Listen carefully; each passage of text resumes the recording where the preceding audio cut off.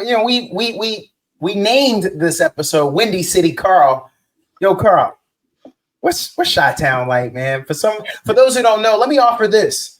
I've been going to Chicago since 2007, and unless I want to intentionally, and some have been business trips, some have been pleasure, I haven't paid for a hotel room.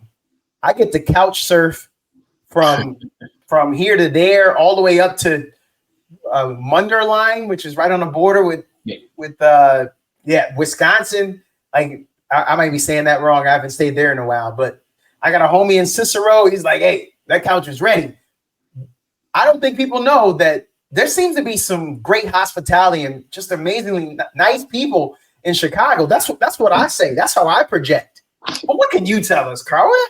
We can put on your tour guy hat and sell us on Chicago, why we should visit.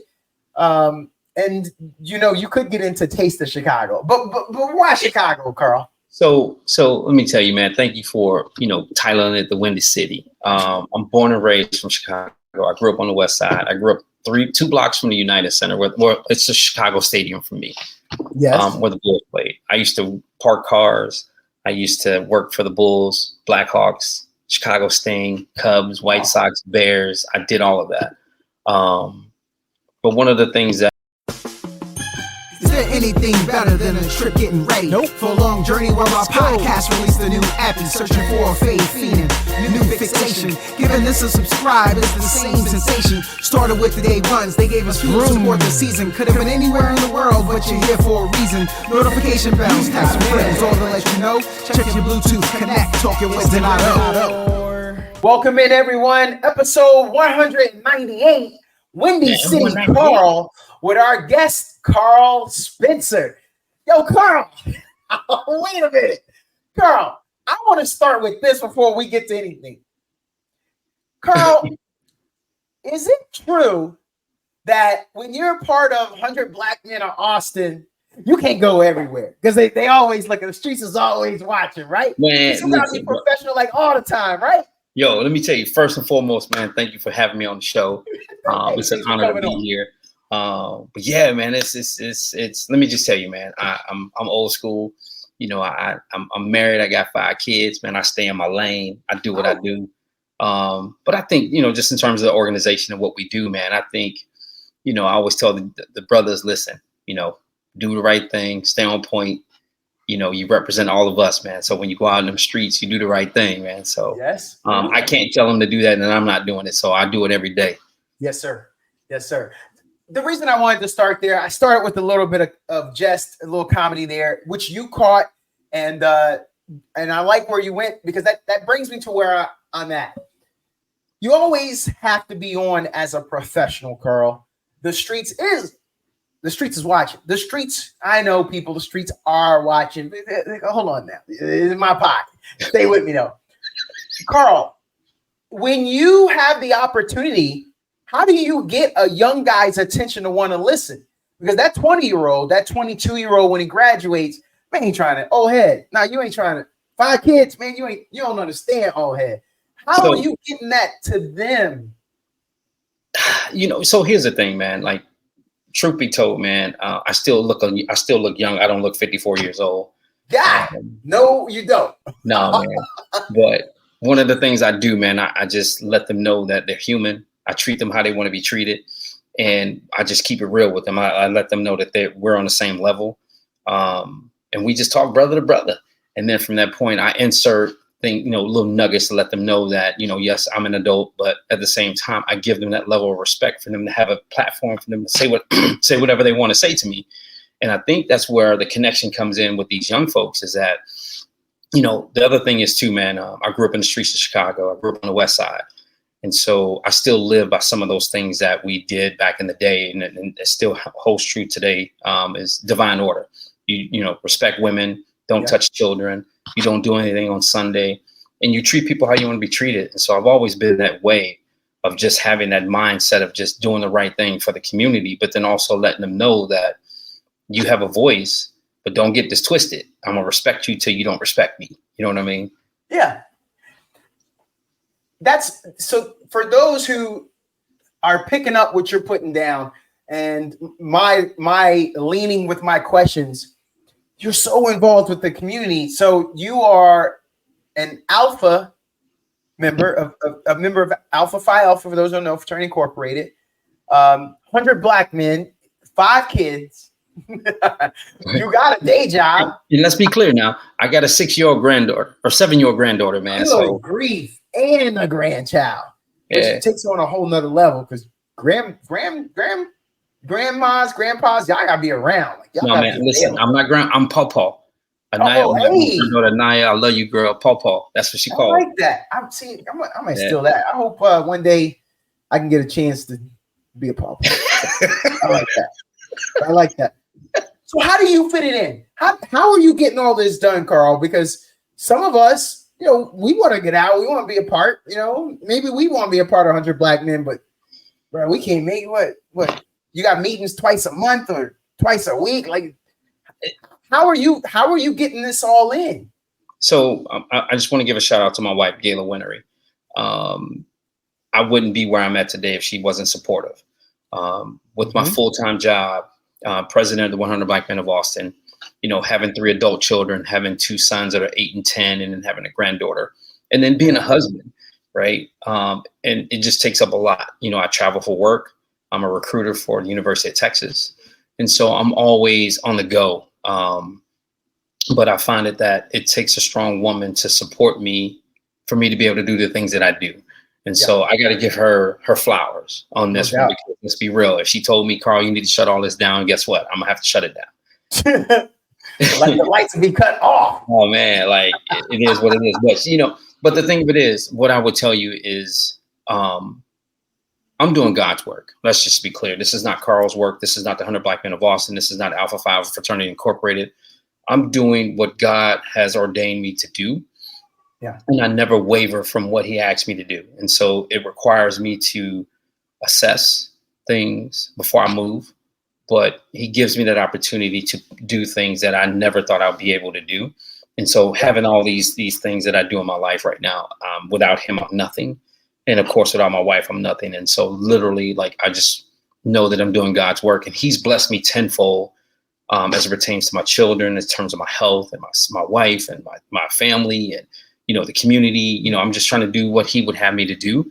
And as a lot of Black men are not being, we've been cast out as not being fathers and not being men in the community. And I just find that's not true, because there's so many men out here that's pouring back into the community. And I'm just blessed to be in this position where I'm a leader as a president of this organization, to be able to implement things that Black men have been doing, but then also just show not only Austin, but the nation, that we're doing the work as Black men. Yeah. But Karl, you got to be at everything as the president, though, right? You got to be at everything, right? Come on. Every event that every org is doing, they sending you personal invites on thick card stock with fancy gold embossed, some black and gold, because they want to get you. They got some black and gold on that. They try to entice me, right? Yeah, they trying to get you. How do you make those decisions as a president of an organization? You got a vice president. You got, don't be disrespected, fellas, but you got underlings. I hope that doesn't sound bad, but there are other people that you're sitting on their shoulders. How do you make that decision personally? So, let me just tell you so I've been the president now for 6.5 years. I'm stepping down at the end of December. I have my president-elect is Andre Patterson, great guy, great passion. He's just as passionate as me. I have a great board. I have great members within the organization. And so in the beginning, it was always me trying to network and connect with everyone in the community. But then I realized that I can't do it alone. And so I was able to bring in a great team of men that support the initiatives and support the passion that I have. And they also have that same passion for us to go out and do the work. Yeah. And so it's been a great opportunity for me to know that I don't have to continue to be the leader of this thing, of the organization. And so knowing that Andre is going to take over and give me the opportunity to continue to raise money for the organization, because we're all volunteer organization, it's really helping me to be a better husband, a better father, managing my time a little better. And one of the things I learned in this process is that you can't be in the forefront forever. You have to raise up individuals that are younger than you to take your place. Yes. And that's something that I found that in some organizations that they're not training their successors. Yeah. And from that, man, it's just, I felt in my heart that Andre was that person. And from that, I've been in training with him since January, because he's going to take over has started in January 24. He's going to take over in 2025. Okay. And just giving him the space of like, hey, man, let me tell you about everybody in the community. And so the other part to your question is, getting invitations and going to all these different places. Yeah. I'm just going to be real with you. I just don't rock with everybody. I don't trust everybody. My thing is that I have to do what's important for the youth and for the community. And so if we're in the same arena where we have the same passion and same commitment in doing the right thing, then let's partner. If not, I'll let you stay in your lane. I'll stay in my lane. I'm going to respect you. But for me, I just find it important to collaborate with the right people. Sure. To me, that's the most important thing. It's like, I don't want to just be, collaborate with people for money and or prestige. I want to come in and do the work. And that's something that the organization has caught on to, and they understand that when they see me, they know I'm coming in to do some work. I'm not coming in because of the awards, the personal achievements. That's just not who I am. And I told my president, Andre Patterson, to step in. I'm like, I need you to understand that this is not about your personal accolades. If you're not doing God's work, then don't do this.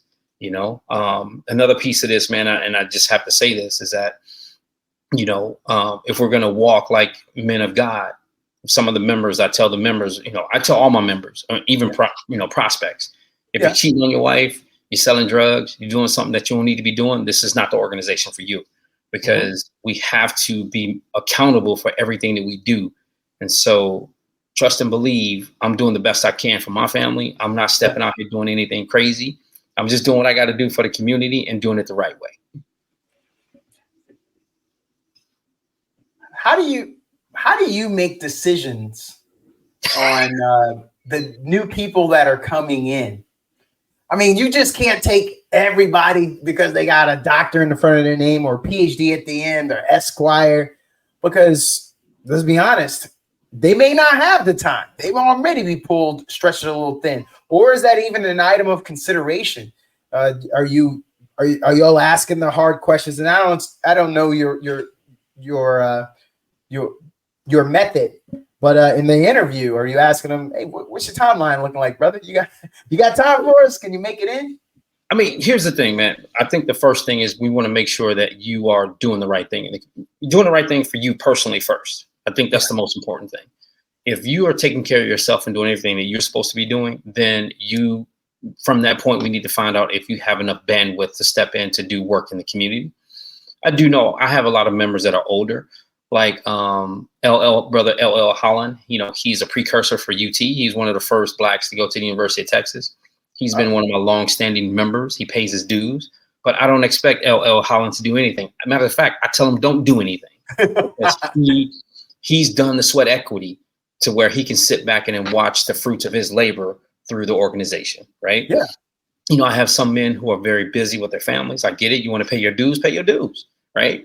But don't ask me for like special, treatment. If we go, if we travel to DC for, the Congressional Black Caucus, don't, hey, can I go to DC with y'all when you haven't volunteered when we're trying to do the work in the community?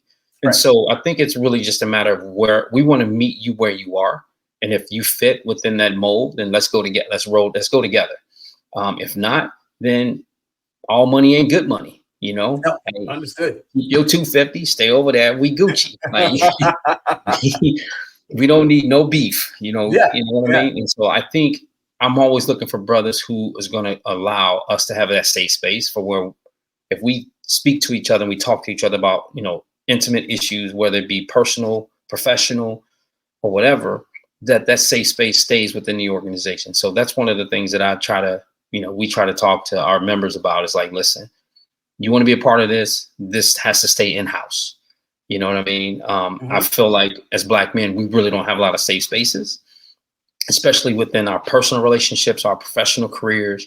And so where's the only place we can have it? I mean, that's why, the 100 Black Men of Austin. It's like, I want us to be able to have these intimate conversations. Like for me, I have 5 or 6 people that I reach out to who are my mentors within the organization, right? Mm-hmm. There's situations where it's like, man, look, even at 54, I may reach out to a 30-year-old and say, hey, give me your perspective because I need it right now. Yep. Or I may reach out to the triple OG who's like 75 years old and be like, bro, give me your perspective because I need to know how I'm moving, because when it comes down to making decisions, like you asked the question, how do I make decisions? I got to understand not only the 77-year-old person, but also the 27-year-old person. Yeah. And how do I make those decisions based on the organization, based on 60 plus members that we have in the organization? When I make that decision, it's not just for Karl, it's for 60 plus men. Yes. So you have to be mindful. You have to take your emotions out of everything. But I've been doing this for 6.5 years. Now I will tell you, 6 years ago, I couldn't speak in front of people. Now let's go. So we're all growing. We're all evolving. We're always trying to see what our strengths and weaknesses are, working on them and trying to improve, trying to make that weakness into a strength. Yes. Wow. 6 years ago? Bro, man, listen, I'm going to tell y'all. So let me just tell you, I know we talked about, some of the things that we can and can't do before the podcast, but let me tell you, I had to learn. So there's 2 things I learned in this process. My mentor told me, don't waste your fragrance in desert air. That was 1. And then number 2, I had to learn how to go from the streets to the suites. Yeah. Wow. And so those 2 things has taught me a lot. And so I'm gonna give you a perfect example. I'm the type of person, I'm a cusser, right? Yeah. And when I first became the president, it wasn't nothing for me to cuss somebody out. I would just cuss you out off the sprint. Like if you just piss me off, I'm cussing you out. Right. But I understood that I can't be that same person from the streets because I'm dealing with everyone from the bottom to the top. So how do you navigate those spaces to tap into everybody? And so I had to learn how to watch my mouth. I had to watch my tone. I had to watch how I present myself to everyone else, because again, it wasn't just me, right? Yeah. But then the other piece was don't waste your fragrance on desert air. I had to realize that everybody is not for you. And it's okay. You know what I'm saying? Chuck the deuces and keep it moving. Right? You know what I mean? So it's like, I know those are 2 wide, thoughts, but it's like, those are some of the things that have kept me grounded here in the city of Austin, because I'm a transient. Like I said, I'm originally from Chicago, and I know the culture here in Austin where it's like, if you're not part of Austin, you don't get into every room.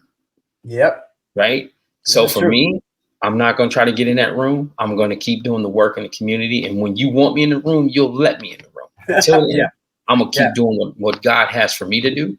And I'm not trying to step on anyone's toes in this community. I just want to be respectful of everyone's spaces and just do the right thing.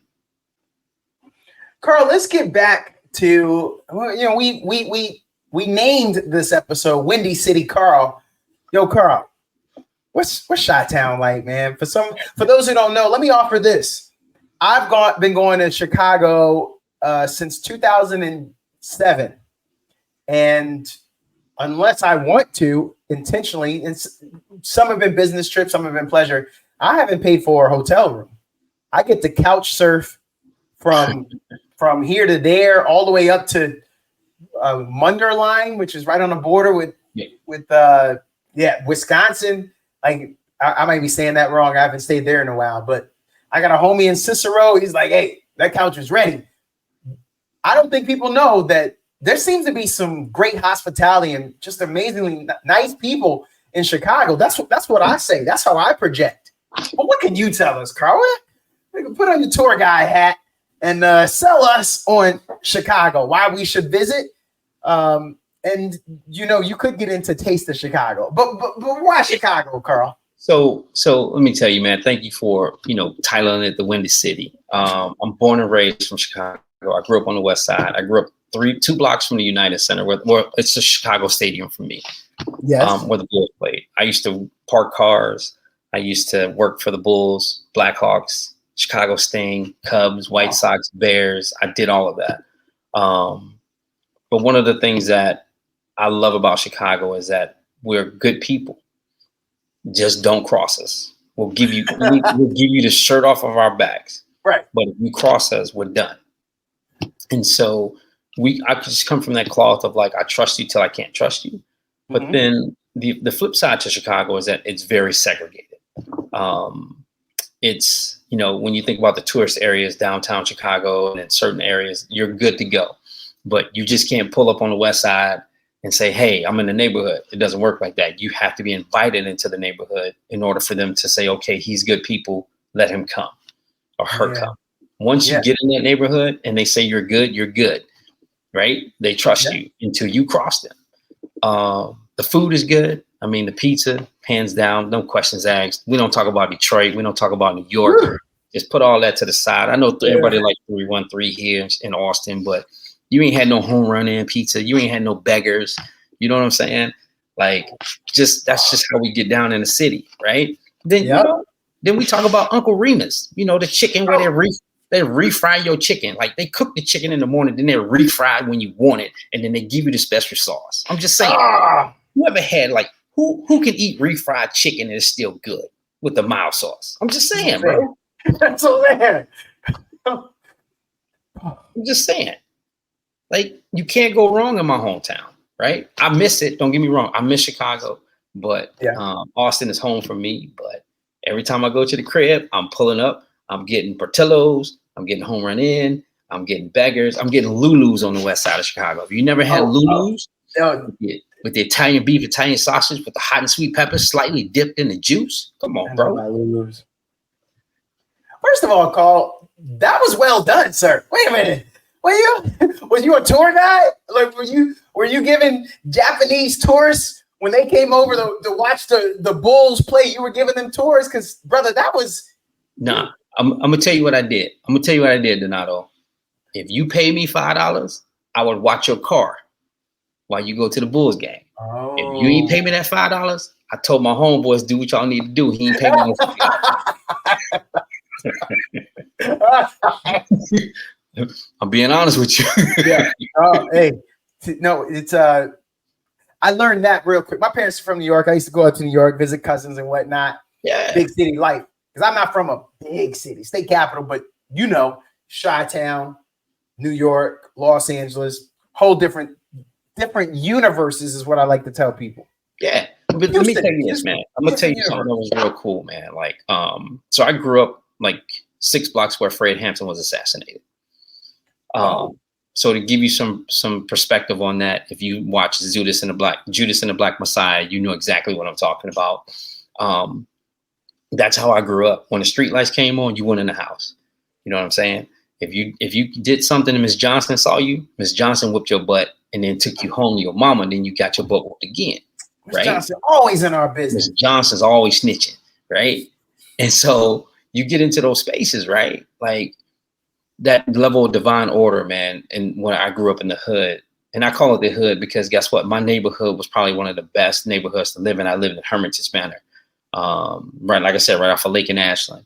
And I just remember how we were all like pushing each other to do good in school. Yeah. But one of the things that people don't talk about when we talk about Chicago and major cities, we don't talk about the outdated books that we had in the classrooms. And even though we thought we were smart, we saw that we had outdated books. And so when we went to high school, some of us realized we were behind the 8 ball because we weren't up to speed based on the knowledge and with the copyrights of the books and et cetera. And so, there was a lot of stuff that went down in Chicago, very political.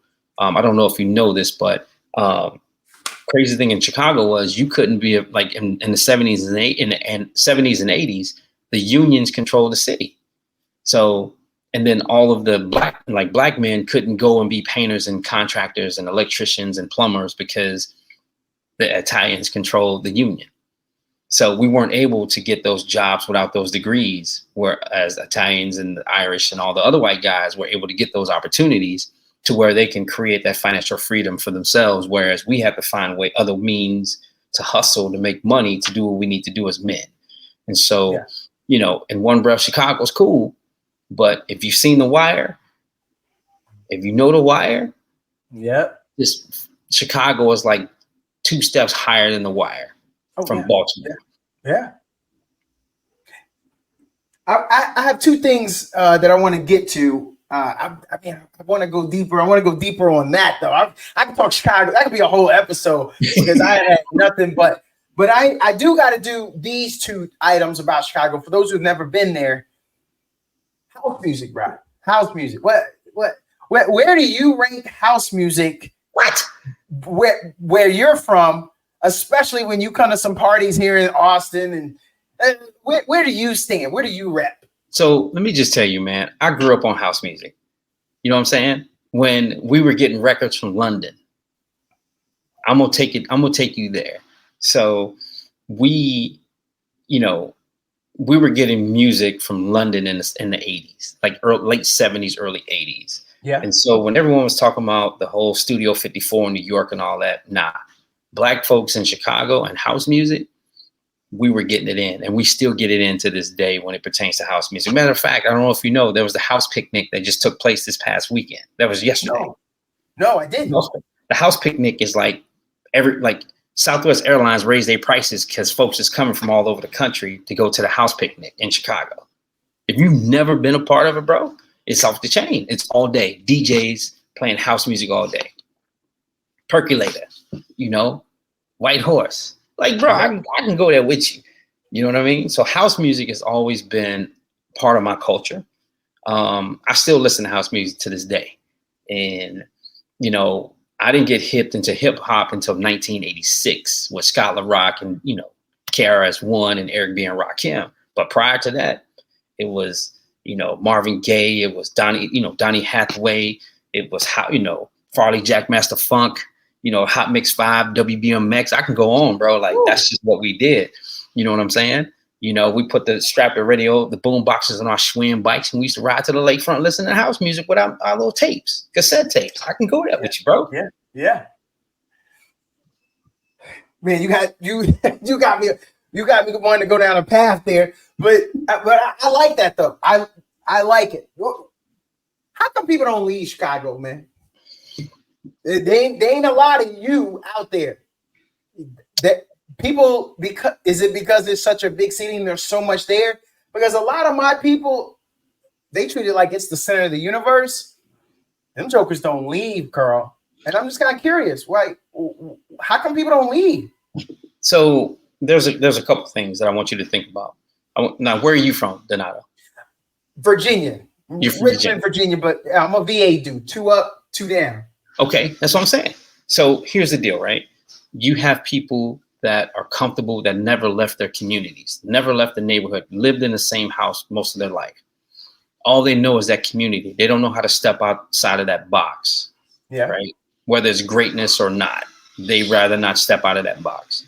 For me, Chicago is one of those places where, by it being so segregated, it's hard. Like, I have people, like, I don't know if this is the case now, but I can remember when some of my folks would never go downtown Chicago because it was just never in the preview for them to go down there. That was how it was in the 70s and the 80s. A lot of people didn't go downtown.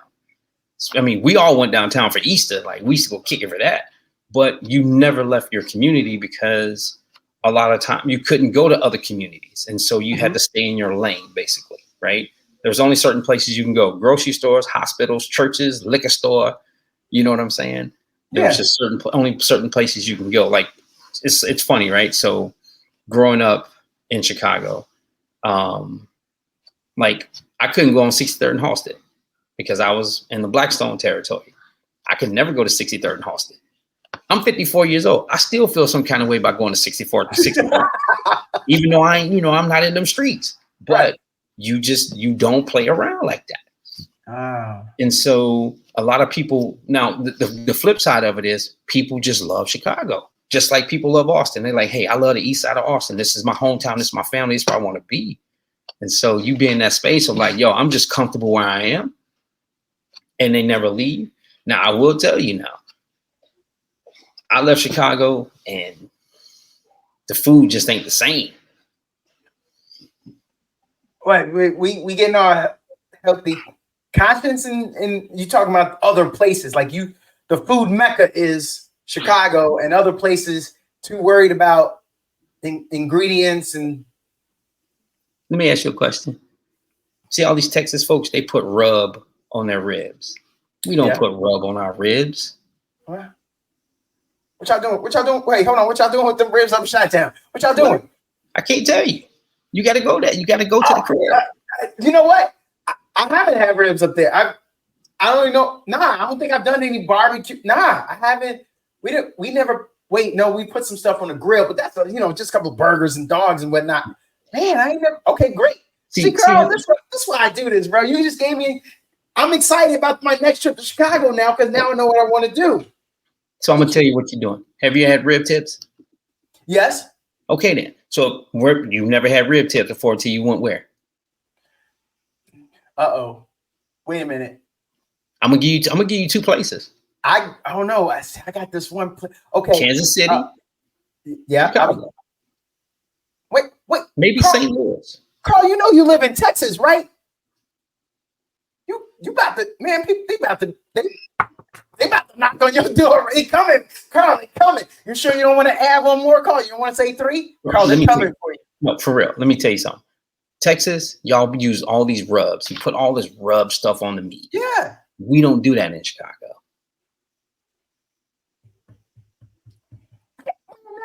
Girl, when the next time you going to Chicago? Are these just infrequent visits you go? Because now, man, bro, I gotta go now. I'm just saying, you can get rib tips. You get rib tips, the meat fall off the bone, and then you chewing on the bone. You chewing on the gristle. Carl, wait, what you doing, Carl? I ain't had no dinner tonight yet. Carl, what you doing, bro? I'm like, hey. But so for those who don't know, I mentioned Taste of Chicago. So I was lobbing that out there just to tell Carl that when I go to Chicago, I do a lot of eating. Like, I don't know, they're in Vegas. I do tell people, I used to live in Los Angeles, 3-hour drive to insult your geographical knowledge. And the buffets, the restaurants around Vegas, I think some people don't know, one, the variety, but the just the opportunities and the good deals. I think the prices. So I tell people when I go to Vegas, I get my eat on, which most people say I'm going there to gamble. I'm telling you, I see it as a moment to get some cheap buffets, good food, and great restaurants. That's where I lead with. But Chicago, I'm gonna tell you right now, there's some vegan spots that will in the Black community that will have you thinking twice. make you want to smack the next pair of ribs that's coming to you out somebody's hands. Let me just tell you, man, I love Chicago when it comes to food and the people. Like, that's the one thing that I truly miss. I truly miss going to the mom and pop places and getting that home cooked food, and they just treat you with that respect and you treat them with respect. See, everybody always talk about crime and all that stuff about my hometown. But if you come to my hometown and you hang with me, yeah, I guarantee it. I'm going to take you to the most upscale spot, and I'm going to take you to the hole in the wall. And I guarantee you're going to say, you know what? I like the hole in the walls. Oh, have you ever heard of Moon's? No. Okay. No. Moon's has the best corned beef sandwiches you ever had in your life. It's right off of Madison and Western. Wait a minute. I done had some good corned beef, though. Y'all got a lot of Polish up there or something, don't y'all? Sandwich that big, bro. I'm giving you game. Okay. Hey, it's about to go down. I'm purposefully sending this episode to a couple of my Chi-Town peeps because I know what they gonna say. Wait, hey, he ain't lying. We just don't have enough time, man. When you come to we ride motorcycles, we a little too busy. We post up on spots. Pull up on the south side. I'm gonna tell you something, man. Everybody talk about JJ Fish. Going over there and get you some JJ Fish. You want to go get you some sharks with some real lemon pepper on your chicken? Yeah. I'm just saying, bro. I don't make this stuff. City Carl ain't playing, y'all. He ain't playing. Dude, look. You hear that? Tap tap tap tap tap. You got people trying to book some stuff right now. He said Southwest go there, people. What he said, Carl, man? He messing with y'all. he got y'all changing up vacation plans. Oh, and Karl, if I could keep this real, I didn't always go in the summer. I've gone sometimes during the winter because of work, but it's varied. There we go. I'm back. Okay. Looks like I lost you there. I was just saying, I'll go back and I'll chop that. I was just saying, Karl, I just want you to know, I don't always go to Chicago during the summer. I've been there during the winter, during the cold part of the year, because my job needed me to go. I'm not a fair weather friend, pun intended. Mm-mm. It's not called the Windy City. Look, the title of this podcast is the Windy City. Okay. Yep. Windy City, Karl. I just want you to know. I want you to know that wind will cuff you. Yeah. It will make you pause when that wind hits your face at 50, 60 miles an hour and it's like 10 degrees. Karl, let me tell you, let me help the listeners right quick. So Karl, I do a lot of Latin dancing. I actually teach it. And y'all, man, some of y'all's clubs, and I ain't never had a problem up in the club. I'm not saying it don't happen, but again, I want to get back to that hospitality. Bro, you walk out of a Chicago club with a wet shirt if you want to. It might have happened. I ain't gonna lie. It didn't happen once. It might have happened about 3 or 4 times. But maybe I'm a slow learner, Karl. But I figured out either somebody got to run in the car and bring me something back, or you got to walk up in there with a couple of T-shirts or something wadded up to walk in with, so you could make a change on your way out. Don't mess around. Don't walk out wet shirt. I be sweating out shirts. That's how I get down. It depends on where you go, right? Like, Chicago's a stepping town. So if you know about the 6 count and the 8 count to stepping, then it's not a matter of you sweating. It's about you being smooth and how you, control the situation. But Karl, some of us don't know when to get off that dance floor, because I do the 8 count and that lines up perfectly with Latin dance, with salsa. Depending on the speed of it, or depending on the song, you can rock some bachata, which is like a 4 count. But my salsa moves, my cha-cha moves, I could use. So look, we're gonna get to it. Yo, Karl, let's talk about dancing. Now, most people know, they say Chi-town stepping. Mm-hmm. Now, I know y'all don't say it like that. Y'all just be saying stepping or doing what you're doing. I heard you say 6, 8 count. What do y'all refer to it? We just call it stepping. And then it's a stepper. Like if it's a set, it's called a stepper set, right? But now here's the deal, though. You can't go out there and you don't know how to step, and you try to step. They're gonna boo you. It's like the Apollo. You just get off the floor, right? You got some triple OGs that's been doing this for a long time, and so you got that level of dancing, right? And then you also have, I don't know how it's been lately because I've been gone for a minute, but when you start talking about house music, bro, jack your body, like you're dancing for hours, right? And that's the thing that trips me out. Like, that's another thing that I don't like about living in Austin, is that whenever you go to a club or whatever, everybody's on the wall. Nobody's dancing. Ooh. They don't dance no more, as Goody Mob used to say, as they said, they don't dance no more. And they don't enjoy the moment, where it's like everyone's looking to have that moment of meeting somebody. But it's like, where I'm from, it's like, yo, I just want to dance. I don't want to do nothing else. We ain't got to kick it. We ain't got to get no exchange on phone numbers. You can tell me a fake name. I just want to dance all night, and then we jet up. Yep. That's just, that's how it was for me growing up. And so things have changed, but there's nothing like, you listen to a James Brown song, or, a Glenn Lewis song, or like, just a straight stepping song, like an Eric Benet song, and you just get into that 8 count and you just be flowing. And what people don't know is, and it kind of goes back to the divine order of Chicago, right? So when we talk about men being leaders, right? And you know how it is in salsa and Latin dance. Yes. The man controls the woman by using his hands and being gentle and telling her which way to go, because she has to trust him. And if she trusts him, then she knows it's going to be smooth. Yes. We got to go back to those days. No doubt. When we It's talk about lost. relationships, when we talk about friendships, we got to let men be men and let women be women.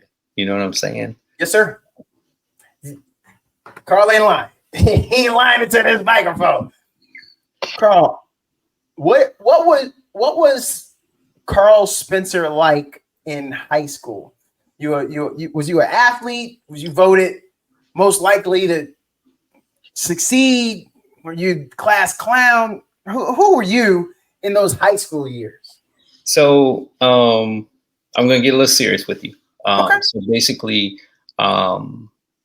when I was, like I said, I grew up on the west side of Chicago, and when I got to 8th grade, I had the choice of going to Krieger High School or Crane High School, which was in the opposing gang's territory. And I told my parents I wasn't going there. I played baseball, but since I was 9 years old, I love baseball.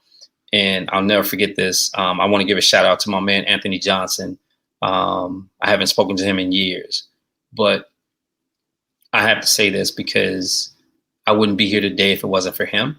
And so what happened was I was going to join the Vice Lords, the gang, and they had a meeting, and I rung the doorbell to go to the meeting, and Anthony Johnson looked at me and he grabbed me by my chest and he was like, my shirt, and he was like, bro, get out of here. This is not for you. I want you to stay focused on baseball. You're going to be someone better. And I always claimed to be in that thing. Like, and of course, when you're in Chicago, wherever you live, you were basically if you grew up on Lake and Ashland, they knew you were part of the Blackstone, so you were labeled no matter what. And so for me, I just wanted to be a part of the gang because that's what was happening in my community. But Anthony Johnson said no, and so from that, they protected me, and so I wasn't able to be a part of that. But then my dad made the decision to move us out of the neighborhood right when I was 13, right when I graduated. But in the process, I ended up going to a school called Metropolitan High School, which was downtown Chicago. Yeah. But they didn't have a baseball team. And so my choice was my life was more important than playing baseball. And so I'll never forget this. So like my first semester of high school, my PE course was softball. Yeah. And so I was out there playing softball, killing it like you're on the baseball field. Mm-hmm. And my PE teacher happened to be a baseball coach at another high school. And he was like, Karl, you don't need to be here. I need to get you on the baseball team and you need to be at a different high school. And so he made a phone call to Dennis Gully, God rest his soul, and said, hey, I need him to transfer to Wynton Young High School. If you don't know about Wynton Young High School, it's a magnet high school. You have to get tested to get in. And Mr. Washington, he was a white coach. He was a white PE teacher. With the name Washington? Yeah. Oh, you don't see those too often. Yeah. And to this day, man, if I ever run into him again, I'm going to hug him. I'm going to cry. I'm going to tell him thank you, because if he wouldn't have made that phone call, I don't know where I'd be today. But I ended up going to Wynton Young. And if you don't know about Wynton Young, Michelle Obama she's an alum, Mae Jameson, Walt Frazier Jr., Jonathan Jackson, which is Jesse Jackson's son. We had a lot of great students that are African-American that were very talented and very smart. But my thing was baseball. And so I was one of the first kids to play varsity as a freshman for Wynton Young High School. And really baseball was my thing. And so I really wasn't good in school because at that point I was in the situation where I left the hood, but then I went to a very prestigious African-American school. So I was in that piece I was in the middle where my homeboys was like, man, you're not the same. And then the kids at, Wynton Young was like, you're a little too rough. Yeah, you ain't one of us. You ain't one of us. So I was in the middle of I was by myself for a couple of years, but baseball kept me grounded. But part of me was I still carried that street mentality everywhere I went. And so I was able to navigate spaces where on the street side, I was able to navigate even though I wasn't a gang member, right? But I was still able to learn from those who had a better life. It's kind of like Inkwell. You know what I'm saying? Yeah. When Lorenz Tate, he went to Martha's Vineyard with all the bougie people. And that's how it was for me, man. It was like trying to navigate people. And I ended up graduating from high school, man, with a 1.8 GPA. I think I was ranked third to the bottom class rank in high school. Ooh. But I ended up going to college in North Iowa to play baseball. I went and played there for 2 years at a junior college. I led the state in home runs. Yeah. They thought I had an illegal bat because I was hitting the ball so hard. I ended up going to Northwest Missouri State, which is a Division I/II school. I dropped out after my third year because my teammates was calling me the N-word. You know what I mean? But but there were some great things that happened out of this. I will tell you, I had the opportunity to train with Derek Stingley. If you don't know who Derek Stingley is, his dad, Daryl Stingley, was the football player that got paralyzed by Jack Tatum. So he went to Orr High School. I went to Whitney Young, but we played summer ball together, and we always pushed each other to be great. And, you know, we never really talked about it, and I haven't seen him in a while either. But, you know, to see his son being in the NFL now and just like seeing some of my old homies who I knew should have went to play Major League Baseball over me, you know, it was just a great opportunity. And so I'll never forget myself and Derek, we went to an open camp, and they were offering guys $7,000 to go play in the majors. And I told them they were going to offer us money. And I was like, bro, you ain't going to give me enough money, man. So I ended up not even, you know, playing professional baseball because they were trying to offer people like pennies on the dollar. And I was like, I'm not doing it. And then Derek didn't do it either. He ended up playing arena football, and then the rest is history for him with his son. But I ended up just, you know, going back to the community, coaching Little League baseball for a couple of years in my old neighborhood, and coaching Little League on the south side of Chicago for a couple of years, Jackie Robinson West. Shout out to all those folks. I never coached over there, but I always like supported students because those kids, that was the baseball mecca for us. And so always gave back because I knew the neighborhood protected me. So I wanted to make sure I go back and help students. And my thing was baseball. And so I trained a lot of kids over the years with baseball. And then I got into training young ladies with softball. So a couple of students that I trained went D1 for scholarships to play softball and baseball. Ooh. And really, man, in terms of high school, man, I was just all over the place, man, trying to figure out who I was. And, you know, my parents was doing what they were doing. I was doing what I was doing. I was by myself half the time, but baseball is what got me through. And even to this day, my philosophical views are from, you know, the sport of baseball and never giving up on myself and always knowing that when you make a mistake, you can always bounce back from that mistake. And so that's who I was, man. But I will tell you now, it's like I remember a lot of young ladies didn't want to rock with me. It was in high school. But then I went to my class reunion. They're like, yo, if I know you would be like this. You know back then they didn't know you. They ain't know. Yes, sir. Yeah. So that kind of brings me to this point of understanding a little bit more about who you are, Karl. So what am I paying you to mess with these kids when it came to youth baseball, softball? So you've always just been a person that's trying to be a part of the community. I coach some youth sports. I live north of the city. I sent you a little info just behind the scenes, everybody. I can text them. I work with my daughter. She got a ring. I see. These kids are getting these big rings. They look like Super Bowl rings when they throw these things on. Is it all right, Karl, that, you know, when a kid wins a championship like that, can I wear my daughter's ring? all them late nights when I get done here, I'm about to go outside and do some quick throws with her when I'm done with you. Like, it's a beautiful ring. She said, you can wear it. You can wear it. You know, but, man, as Karl, a family, how do we get to enjoy that stuff is kind of where I'm going, that this time spent for the community. So I would say this as a parent. There's a couple of things, and it's a blessing that your daughter and your child or son, daughter are able to play sports now because it's so expensive now. Yes, it is. It's about the haves and the have-nots, and they've taken a lot of the fun away from the sports. You have AAU basketball. You got all these different, you know, traveling teams for softball and baseball. And so if you don't have the money, you're not going to have opportunities to grow.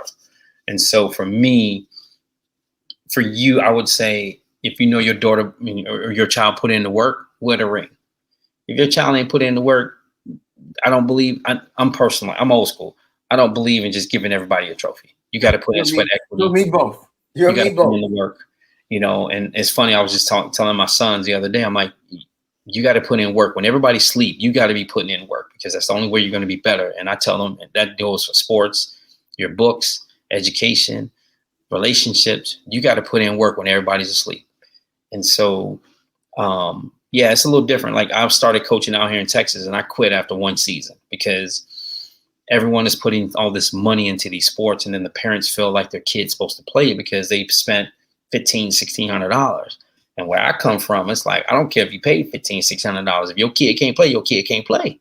If they can't hit that ball, what we doing? Yeah. We ain't here to watch strikeouts. Especially you on a travel team and you striking out, bro. You ain't the one. But then you have parents that are living vicariously through their children. Yeah. And so it takes the fun away from the students, from the athletes and the kids. And then also the money makes it more frustrating for everyone. Mm-hmm. You know what I'm saying? Like, when I played Little League Baseball, man, it was $20. It was sometimes it was free. Like, my first Little League team, we called ourselves the 099 Pirates because we weren't even worth $1. Yeah. You know what I'm saying? Like, I'm being real with you, man. Like, but all of us play. Like, my boy Jimmy, Eddie, God rest his soul, man. Like, Boo, I can go back, man. Vincent, like, we used to ball, man. Like that. I wouldn't be the dude I am today if it weren't from us playing that street ball, man. That strike 'em out. And my boy Jimmy Ashford, man, that's my boy, man. Like, to this day, man, I felt like he should have went pro. He should have played college ball over me because he was just that talented. Mm-hmm. But he didn't have the opportunities that I had because I was just lucky. Yeah. Karl, you've given us so much here. I know I'm not going to get through it. We got a short little landing strip to land this thing here. I want to come back to something that you said, though, even though I don't think I'm going to get to all these points. Hate to be negative. Karl, 54 years old. You've seen a lot in this earth, and hopefully you'll see a lot more. Where is the one place, Karl Spencer, that you have not been that you want to go? It could be national. It could be international. Where's the one place you ain't been yet? And you need to get there. I want to go home. Where is that? I want to go home. What? Come on, man. Karl, we already know Chicago is amazing, bro. What are you doing? I don't want to go to that. Clack. Somebody buying a ticket. They tapping in right now. You know where I want to go? And here's the thing, man. Like, I want to go to Africa. Oh, my bad. I thought you started. Oh, no. I don't love Chicago that much. Oh, okay. I want to go home. Yeah. You know what I'm saying? Like, and here's the thing, right? Full transparency. Like, even though I'm married to a white woman, right? That's my girl. That's my ride or die. You know what I'm saying? It's my third marriage, last marriage, of course, but I never lost sight of who I am. She doesn't lose sight of who she is. We both love each other. Yep. But for me, I want to go home. Home is Africa for me.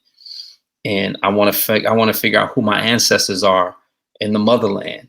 And there's nothing wrong with me saying that because everyone else can go home. Yeah. I just want to go home. I want to see. I want to go back and see what it's like for me. And like, I want to write my name in the sand and say my last name, what my real last name was. You know what I'm saying? So when you asked that question, it was easy. No. Ain't no wrong. Karl, I lived in Boston. and I'm going to tell you, some of my homies couldn't tell me how Irish they were. They couldn't tell me enough how Irish are. Bro, I got it. I know, son, you Irish. And one or two, that had the means. They went to Ireland, came back, just thought they was the original Blarney Stone. But brother, they weren't doing that. When we get a little money in our pocket, the goal is what? Go down to the Caribbean again, right? How many times can we go see Jamaica? How many times can we go to the Dominican Republic? We ain't got no ties to it. We just I would never touch the Dominican Republic. You know why? Because they mistreat Haiti. So I would never go to DR. I would never give them that right. I get that. When Haiti is the one place, like, I wish I can go visit because they were the ones who fighting for us. They were the ones who still had their feet on the ground and stuck true to who they were. You know, like we don't talk about that history. Oh, that revolution, them boys did it. Like that was the shots heard around the world. Everybody else said, "Well, Haiti did it." Haiti did it. And that's why Haiti's the way it is today, where they don't want to give them anything because we were tough, you know. And I will tell you, man, don't get it twisted. We built this country, and this is where the explicitness comes out of me. Black folks built this country. Don't ever get it twisted. Hispanics are continuing to hold the country down.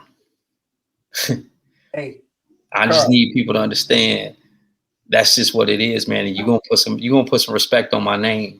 My people's name, and even though my last name is Irish. Hey, I was gonna say what color is that beard? I see some red hairs up in there. Yeah, right. Some red undertones. Right. I'm seeing. Yeah, you and me both. You already with the freckles. Hey man, what kind of DPI I got on my camera, man? I'm just saying, focus, Carl. Hey, Carl. To your point, though. I mean, people will argue anything, but if they want to go and look at the facts, how Haiti got to pay for independence from France? I mean, think about that. What are we doing there? How that sound? So we start there, and if a person can explain that to me, then we good. If they can't, and they can't never do it, we on to the next topic. We good because exactly there's a mic drop right there. Exactly, Carl. How do people stay in contact with you, follow you, if you got a little social media presence, any events 100 Black Men in Austin got coming up? I'll probably get this out today's Sunday. I think by Tuesday I can have this out. So if there's something coming up in short instance, we could still, plug. So, I mean, you can always you can see the work that I'm doing on LinkedIn. That's my go-to. My Instagram page is more personal. It's K-Spizzle. But for the most part, man, being a part of the 100 Black Men has truly been a blessing in terms of giving back to the community. We've been working with Texas Empowerment Academy. We've been working with Houston Tillerson University. We started a cultural competency initiative where we're trying to end the school to prison pipeline by making reading fun for kids as early as kindergarten through third grade. And so we partner with Black Pearl Books to actually provide books for teachers at the beginning of the school year. But then also we're doing what is called Black Men Read Initiative, where we're going to be reading to specific schools during the academic year. We're going to go to these specific schools, read to them, and then we're going to give books to the children to actually take home to build home libraries. And so having that partnership with Black Pearl Books is awesome. We started a financial literacy initiative where we've been doing a 10-week program on educating students on the importance of financial freedom. We've been dispelling the whole thing about credit cards and FICO scores and what the difference is with, how to circulate your money to keep it within the household and within the community. So we've been doing a lot of great things. We're actually doing some other partnerships right now. We're going to try to launch our Saturday Leadership Academy this coming fall at Texas Empowerment Academy. But then also we're going to, again, push out. We're going to start working with, we're in talks right now with NSBE to do some STEM AI initiatives with students from 6th to 12th grade and then through college. And so, man, we're just really doing a lot of grassroots work to really give back. So you can actually reach out to us on 100 Black Men Austin, and then it's the words 100 Black Men Austin on LinkedIn, 100 Black Men Austin Inc. on Instagram. I know I haven't updated the Facebook page, but and then I got to update the website too, because I've just been running with work and everything. But we're just really just doing grassroots work. We partnered with Tuskegee and the Hampton alumni to be the platinum sponsors for the golf tournament, where we have scholarships for students every year. This is our 4th year being a platinum sponsor with that golf tournament, and we've given out close to anywhere from 20 to 30 scholarships to students. And so really just trying to pour back into the community the best way we know how. And again, just doing God's work, man. Last thing I want to talk about, we've been doing voter education PSAs. Yeah. Just really educating everyone to get out there and vote. I can't stress it enough with what's going on in the world right now. If you haven't heard of our project 2025, Andre Patterson has been talking about this for a year. If you haven't seen it, you need to pay attention. If you haven't been paying attention to what's been going on in terms of, everyone's talking about, individuals, being old and all this other type of stuff. I need everyone to do their research.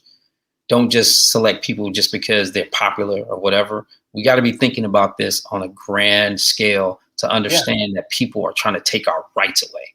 They're trying to take just affirmative action, the Supreme Court justices, and they're changing all these rules to make it benefit them. And they're trying to make it to where our kids can't even be themselves because of SB 17 here in the state of Texas, and because of House Bill 1, where they're taking grant funds away based on DEI. And so I need people to really, truly understand what's going on in the world.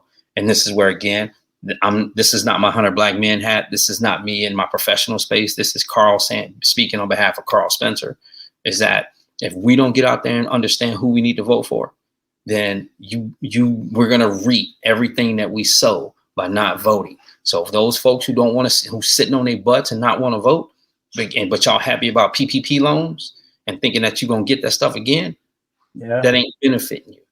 We got to get out here and vote. And I'm going to say it again. If we don't vote in the right direction, y'all going to see something that y'all ain't never seen before. And I'm saying this, and I'm not being disrespectful to nobody. You vote for who you ever want to vote for, but I'm just telling you straight up on everything I know and love. You better get out there and you better vote. Yeah. Karl, that's the directness it takes, though. It takes people to understand what the results are from their lack of action. Let me speak on this real quick, and this is no disrespect to nobody. Yeah. Don't you find it amazing that they're trying to change the laws for a felon to still be the president? But yet every felon that I know of that I grew up with has never had a job, and their life has been screwed for over the past 20 something years, but you're willing to change it just so you can get somebody in office. What does that tell you about this country? After all my people who was selling drugs, who was selling weed back in the day, I'm being real now. This is where this explicitness comes out of me. All my homeboys who went to jail for selling weed, for trying to feed their families. But now you got dispensaries to where white people own them and they won't let Black people own them, or Hispanics own them. Don't play with me, man. This is where we got to understand the game. Stop smoking everybody's weed. Go to school. Get your education. Stop walking around here thinking that this is our culture, to be walking around here watching BET. Because let me tell you, BET is owned by some white people. I need people to understand the game. And I'm not being disrespectful to nobody. No, you spitting it. You spitting it. Karl, you ain't lying into this microphone. I might have to change the title. From Windy, I want it to be Windy City Karl. I'm gonna say he ain't lying into this microphone. Guest Karl Spencer. Hold on, I may workshop this. Let me talk to my people. Talk to you. I'm pointing at my editor, who's actually this guy. But we may have to change some things, bro. It's all good, man. Do what you got to do. We're gonna have you back, man. We're gonna have you back. There's a couple panels I'd like to do, community centric. Just the orgs that are out here doing some things, some coaches that I know, and just kind of talk about it. I'd like to talk about some topics from here in Austin. So more to follow. Yes, sir. That's a threat. I know you're from Chicago, but you ain't where I'm at right now. And I could with Twitter fingers. I got webcam fingers. I'm pointing these fingers at you. You ain't seen the last of me, Karl. All good, man. I know I'm 20 miles away. Man, it's an honor, brother, for real. Yo, thanks a lot, man. Thanks for coming on, and thanks for talking with Donato. Thank you so much for giving me the opportunity and the platform to speak truth to light, and then just give a little bit about who I am as a person, but then also knowing that, as Donnie Hathaway said, change is going to come. but we Yes, got to sir. put in some sweat equity for that change to come. And so with that, man, I just thank you so much. And lastly, again, I don't care what I just said on this podcast. I need everybody to go vote. No doubt. Thanks, Karl. Appreciate you, bro.